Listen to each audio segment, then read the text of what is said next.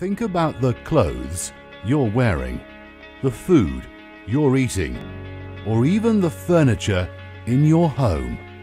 There is a story and history associated with every product you've ever bought. Unfortunately, sometimes the workers who make your products are subjected to terrible working conditions, are not treated fairly, or the manufacturing process is harmful to the environment. There are many forms of modern slavery and damaging production methods, but it's up to us, industry leaders and the consumers themselves, to take a stand so that we can contribute to a healthier planet and to changing the lives of everyone involved across the global supply chains for the better. Ethical Trade Alliance enables buyers to make informed choices on all of the products they purchase.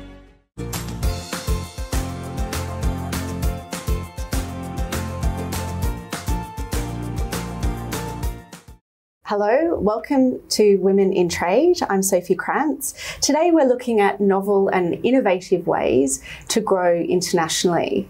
We have joining us today Molina Asthana. We also have Shona Malberg and Varan Freestone. And they have a variety of backgrounds and a lot of wonderful information to share with us on how to internationalise in 2021. Molina Asthana, thank you so much for joining us. Thanks for inviting me. You are a solicitor, a board director, a founder of a non-for-profit, Women in Multiculturalism related to sport, and also you're a diversity champion. Tell us about your background. So I am from India. Originally, I was a lawyer practicing in India. Then I moved to Australia when I got married.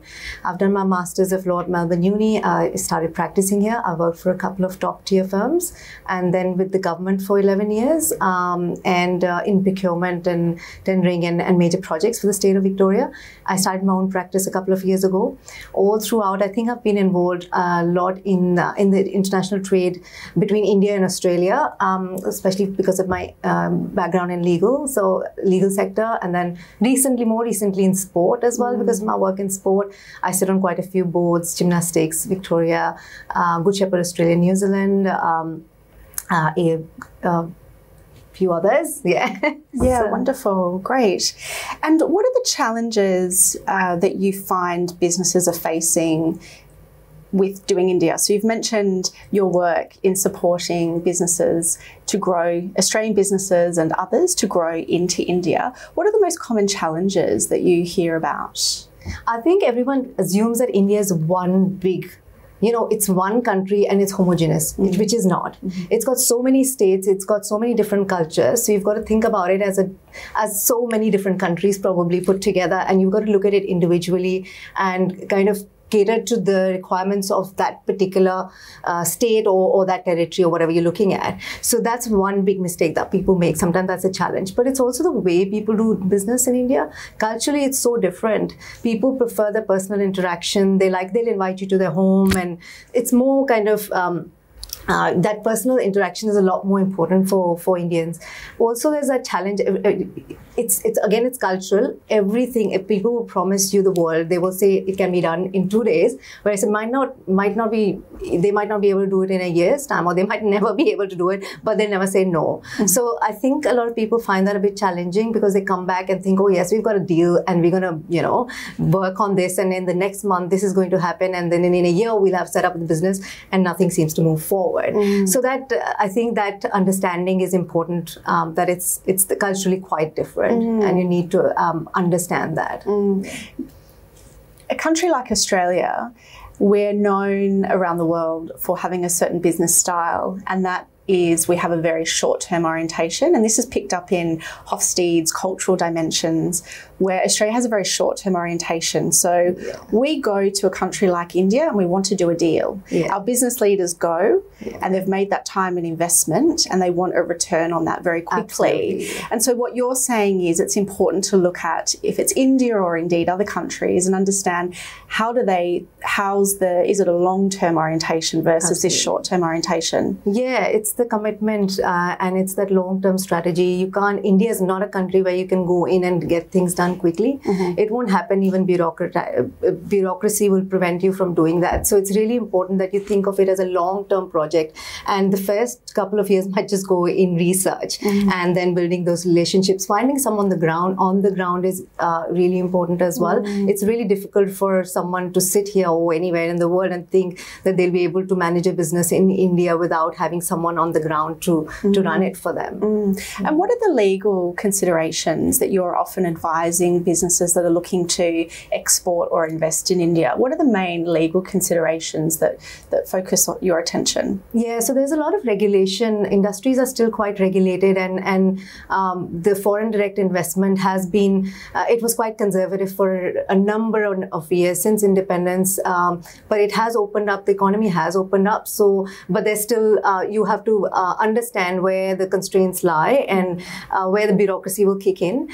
So that definitely is important. Also, contractual, it's very difficult to get your contracts enforced quickly, at least. It may take even 10 years or more for matters to get settled in court. So the legal system is quite slow and it's burdened. So you've got to be conscious of that. Usually I tell my clients to have arbitration clauses and have the seat somewhere else outside of India. Right. So that's important in terms of, you know, what legally you should consider. But also there's also the aspect of facilitation payments, which also people should be aware of, because you can be liable under the laws of your own country or even in India.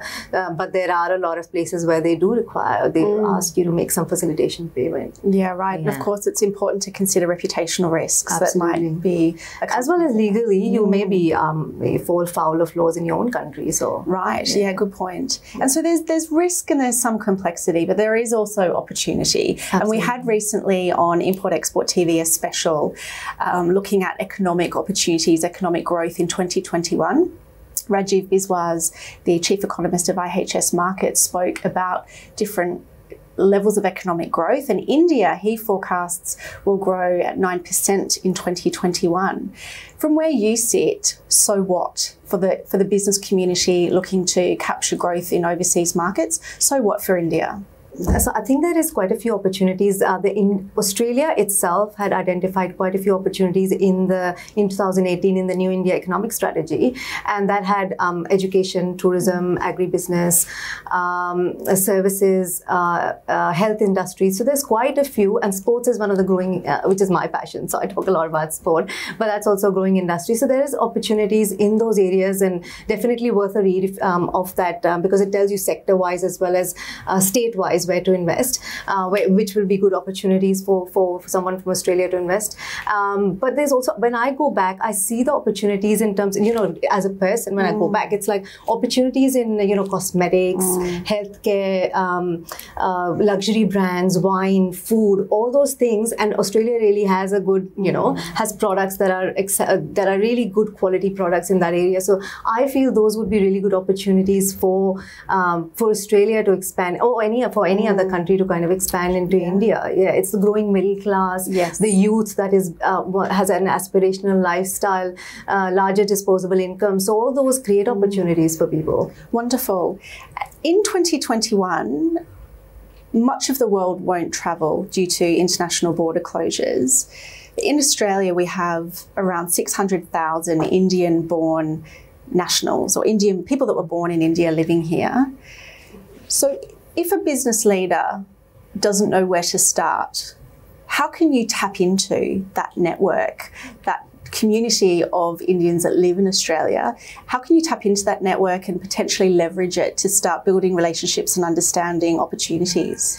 Yeah, and that's something that I've been kind of trying to figure out, how do we do that? Because there is a massive population, and a lot of them are very well qualified and have good connections back home, and where they can be good people to sort of help you set up anything that you want, or guide you in terms of what sectors and what opportunities exist.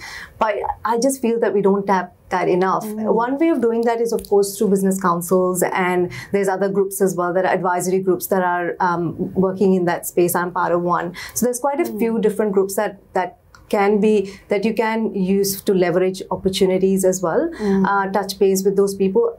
there should be more prominence. I suppose I would always say that the government should be looking at employing people from say whichever country you're looking to export to or grow your market in, and that helps you kind of connect with the country as well. And I always say that we are really good ambassadors for both countries. So when I go to India, I'm a really good ambassador for Australia, and here I'm a good ambassador for India. So I think that I just feel we need to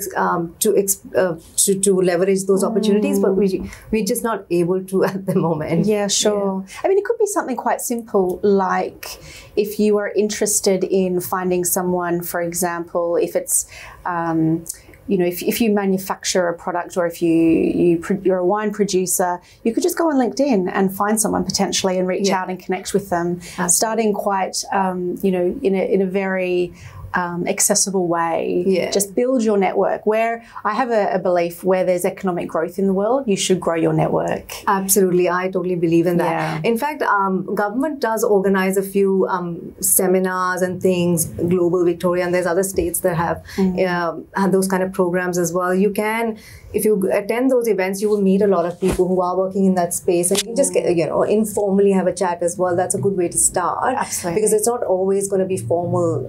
Those formal introductions may not necessarily be available, but those informal channels become extremely important, networking through those. Yeah, absolutely. Looking towards 2021, what are you looking forward to?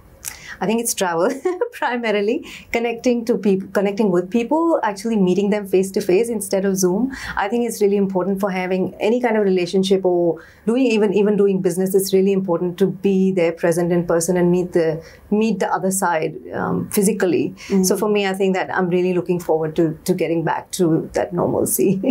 Yes.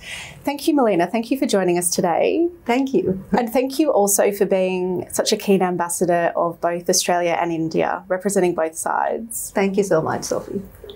Thank you for joining us. We'll be back shortly with Shona Malberg. Think about the clothes you're wearing, the food you're eating, or even the furniture in your home. There is a story and history associated with every product you've ever bought. Unfortunately, sometimes the workers who make your products are subjected to terrible working conditions, are not treated fairly, or the manufacturing process is harmful to the environment. There are many forms of modern slavery and damaging production methods, but it's up to us, industry leaders and the consumers themselves, to take a stand so that we can contribute to a healthier planet and to changing the lives of everyone involved across the global supply chains for the better. Ethical Trade Alliance enables buyers to make informed choices on all of the products they purchase. Welcome back. We have with us now Shona Malberg. Shona is a technologist, innovator and connector. We're delighted to have you joining us today, Shona. Thank you. Nice to be here.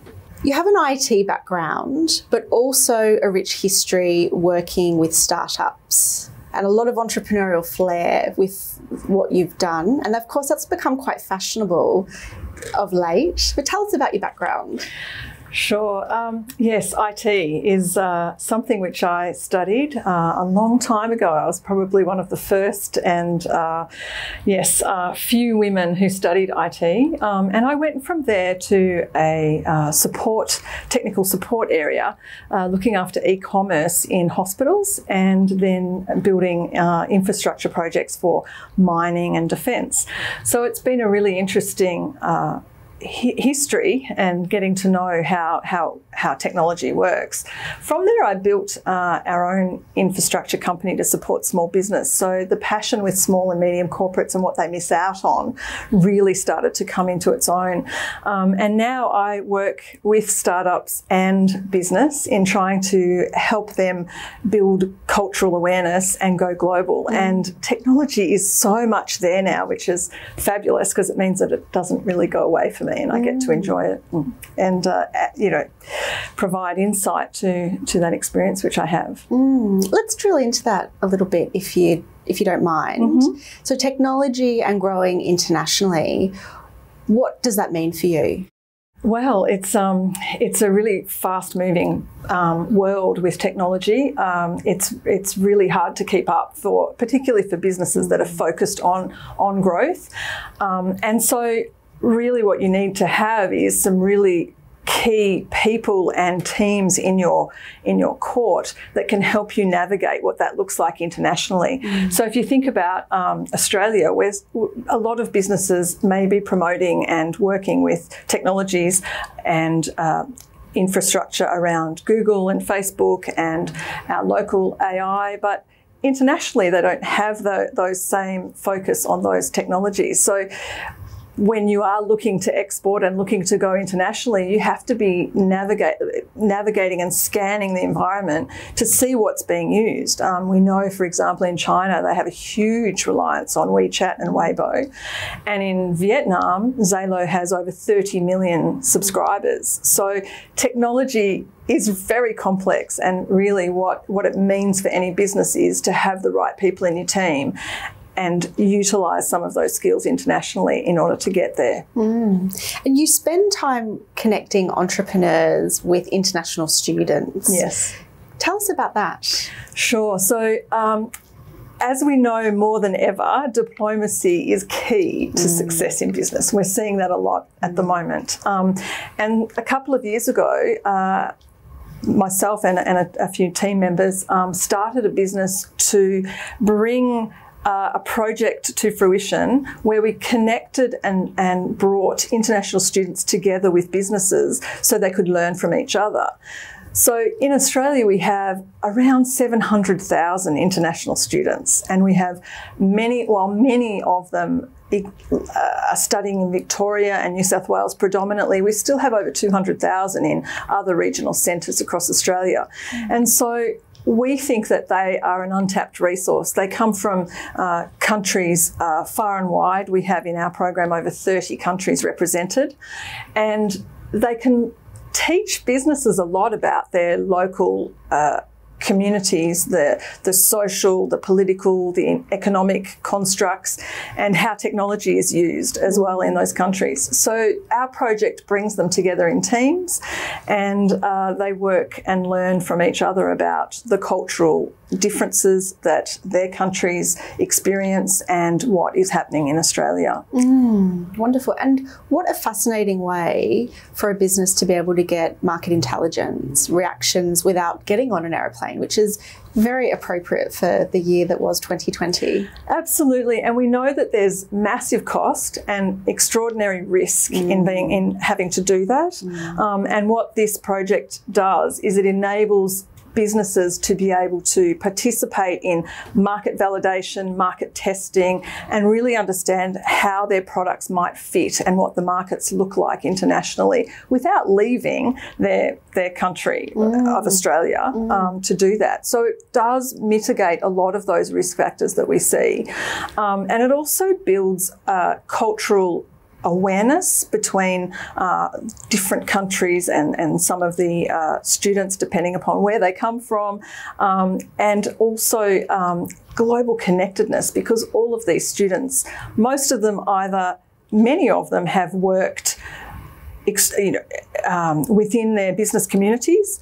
Many of them have parents who have businesses. Some of them have businesses themselves, and they also are connected through family and friends in their own communities. So it really does break down a lot of those challenges that businesses have when they're looking to overseas markets. So 600,000 international students in a country like Australia alone, that's staggering. And of course, there are all of the other hundreds of thousands of people who have moved to a country like Australia and decided to call it home. So it's not a case that we can't access people from other parts of the world. For a business leader who wants to grow in an overseas market, what would your advice be to them in terms of tapping into local communities? Absolutely. It's really important to do that. And I think it does take a bit of reaching out because international student communities particular, and even a lot of new migrants to Australia, they don't often feel that they're culturally aligned or connected with us. So they're probably less likely to reach out and willing as what we potentially should be. So the first step is really to find them. And you can do that through communities like our project, which I can give a plug for. Please do. The Glow Project. So it's just glowproject.community. But you can also do it through other migration agencies, such as AIMS and others that exist. They're doing some wonderful work in trying to connect migrants, first-time migrants and international students with the business community. And so it's really important to really tap into some of those resources. I think the best thing that a business can do is to engage with an international person on their team to either hold them in a paid internship or employ them, because it just opens up a whole new market. I think one of the other things which a business can look at doing is having a mentor. So having somebody who may have gone through this same process that they're looking to go through, somebody that understands how challenging it is for them to enter those new markets and what they've done. Fabulous advice. And so looking towards 2021, I know you're a keen traveller and your work does take you to other parts of the world, but you also have a technology background. And so do you think some of the Zoom work, the working style will stay? Will some of it stick? Yeah, look, I think it's really interesting times, because not only do we have the time where we're in post-pandemic, or I like to say post-pandemic, we're close enough. There's also climate change and climate emergencies to be taking into account. And so the whole movement to less travel and fewer opportunities to do it presenting themselves should be front of mind. I think it's great because technology is now at the point where it's cool, so we are utilising some of these resources, which is really, really wonderful. I think it's really important, though, for businesses to understand culturally how people work in different countries. Often you get that best of all by visiting those countries, and so you still need to be engaged locally with those communities and experiencing some of the culture. We're very fortunate here in Australia because we have a huge amount of access to different cultural events, foods, and all sorts of social, things that are attached to that.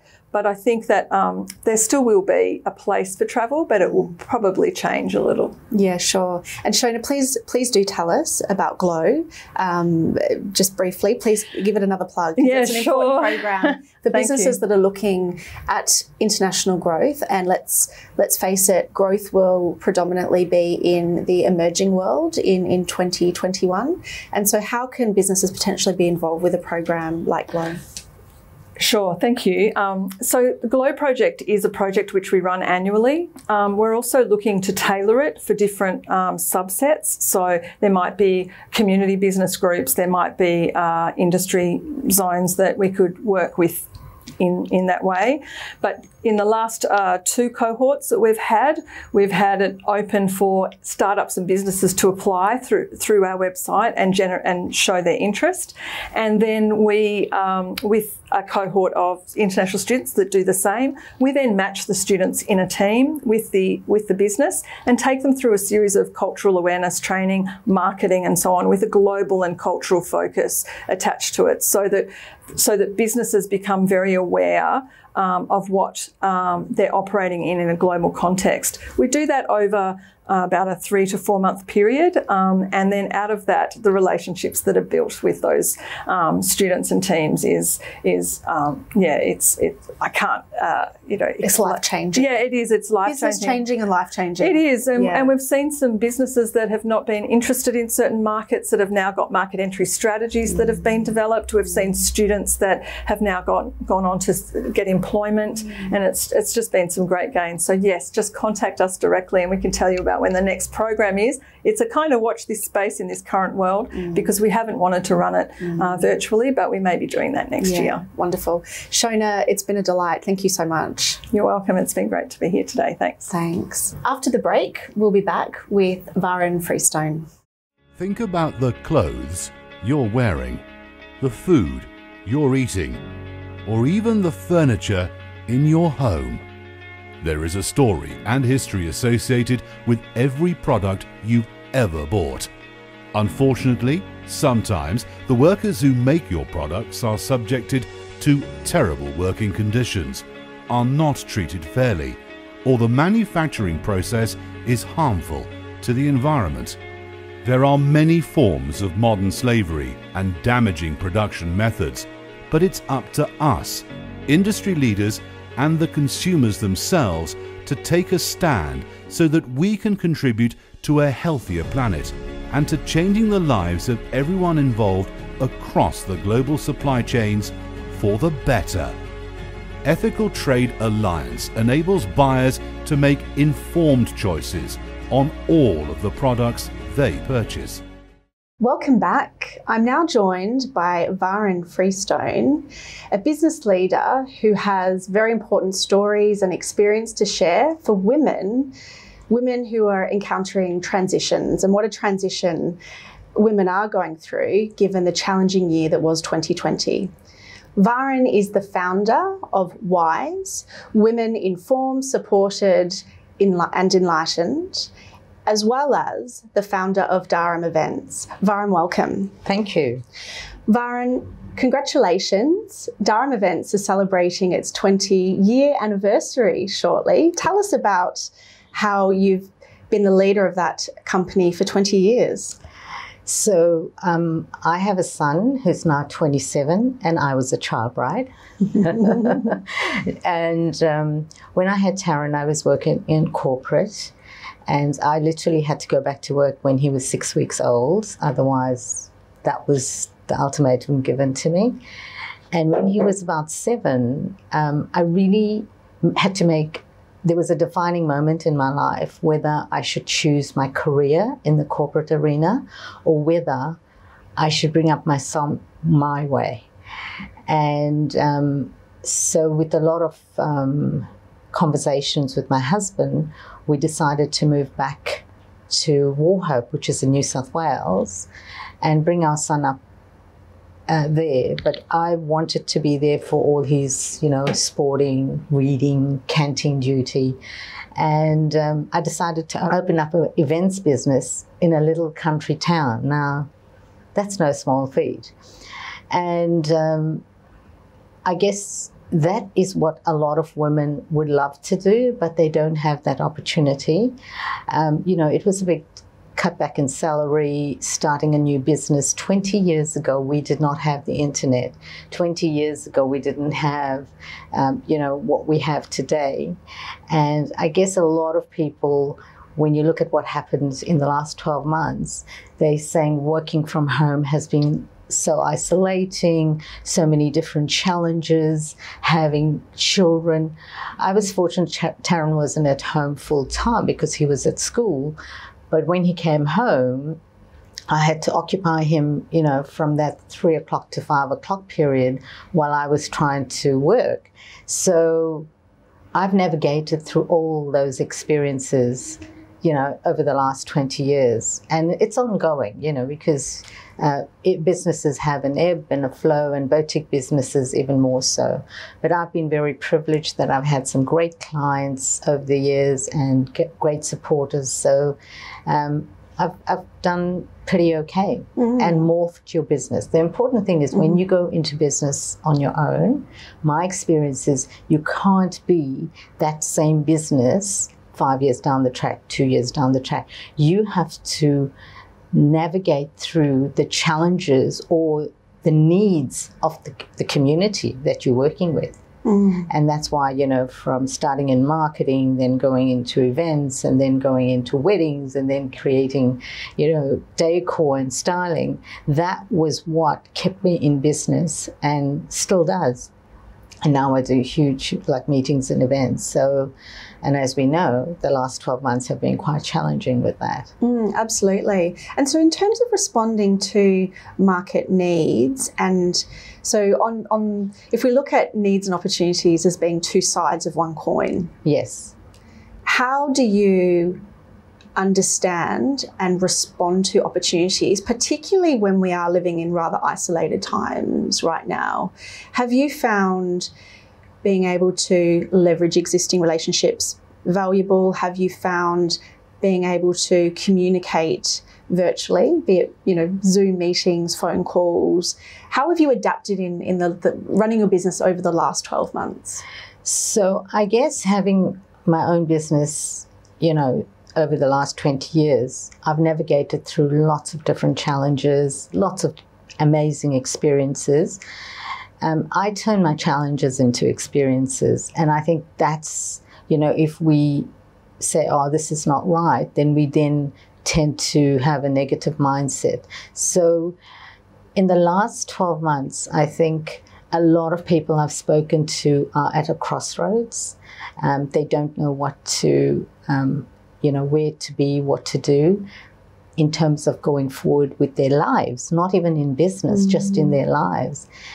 And I guess for me, the important thing is that I make a decision to do something and I don't have a business plan. 20 years, I've never had a business plan. I still don't have a business plan. And, you know, the last 12 months have shown that every business plan was redundant, was defunct when you know, we were hit with the pandemic. And you have to navigate. I mean, I work very much by my gut, and the most important thing in business is relationships. My whole business is built on relationships. And, you know, sometimes you come to a situation and, you know, I can't do any more for that client. It's time to move away. Don't do it just because the money's coming in. And see, I'm very, very aware of that. When the time is, when you're at that crossroads, you go, right, I just take the punt and do it. Like, you know, like I did 20 years ago when I started the business, was earning a lot of money in the corporate arena and then started your own business.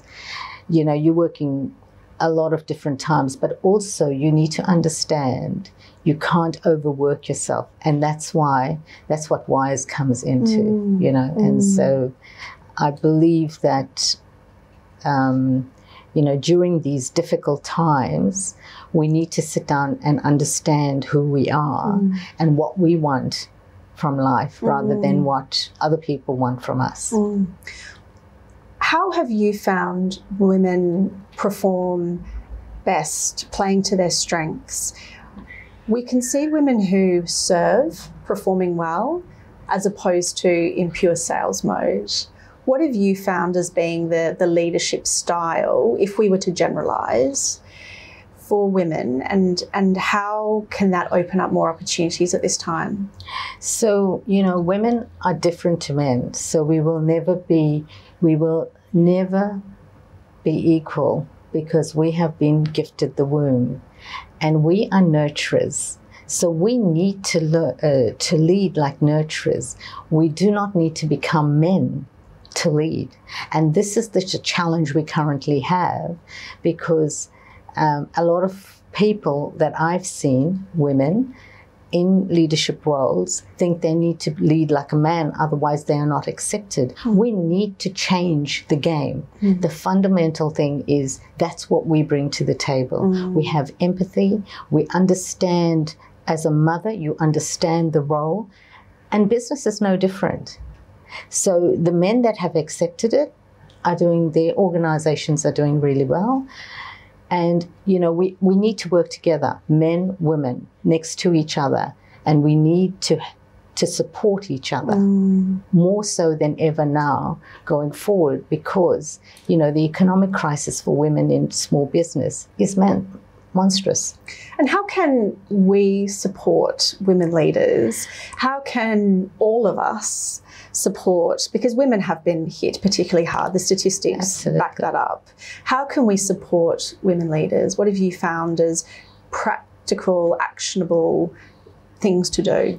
So in my small way, I'm going to share with you. So over the last few months, I've reached out to people, and, you know, when I've sensed that they're going through, I'll just say, are you okay? Would you like to have a virtual coffee?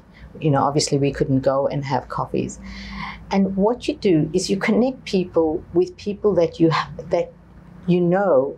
they can help in some way, shape, or form. So for example, if I want you to connect with a friend of mine, I would say, Sophie, let's have a coffee, and I'm going to invite a friend.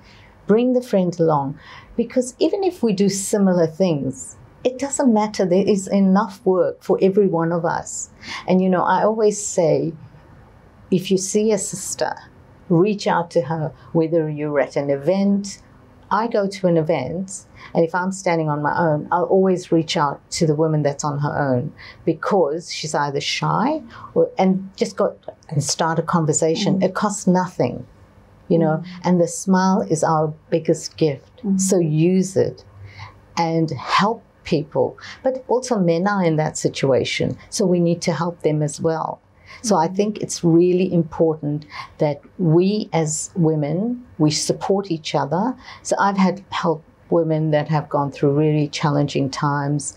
I'm not a psychologist, I will tell you that right now, but I have the experience that I can have a conversation. And that's what we need to do, is connect, communicate, collaborate, so that we can all work cohesively, so we all rise together. That's what we want in life today.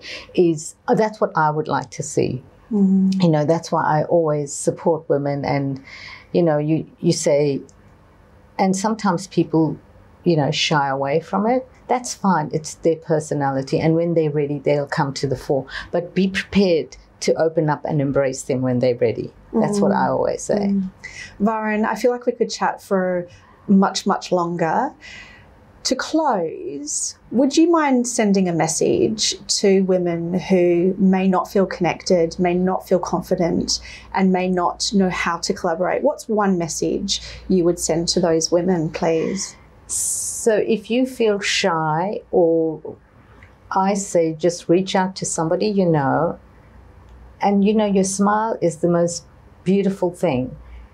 Smile at the person and say, look, ask for help, because we as women think we are so fantastic, we don't need the help. And what we forget to do is ask. So reach out and ask for help. When I came here 31 years ago, I knew nobody except my husband. And I met a lady down the street, a gentleman down the street, and I said to him, I need a friend. And he said, my wife's just moved here, give her a call. I gave her a call, and I said, hello, Virginia, my name is Varan. I need a friend. Would you please be my friend? And 31 years later, we are friends. You need to reach out, because if you don't reach out, nobody's going to ask sometimes whether you need the help or not. So reach out. That's one thing you do. If that's one thing you do. Wonderful. Thank you. Thank you very much, Varan. And that's sage advice for us to finish our episode today. Thank you. That wraps up our episode for Women in Trade. And what a wonderful message. When you feel as though you need help, reach out. And aren't we lucky to live in a connected world where there are almost 5 billion people who are connected and online? Reach out, connect, and look to collaborate. And together we can make it through the next year. Thanks very much. Think about the clothes you're wearing, the food you're eating, or even the furniture in your home. There is a story and history associated with every product you've ever bought.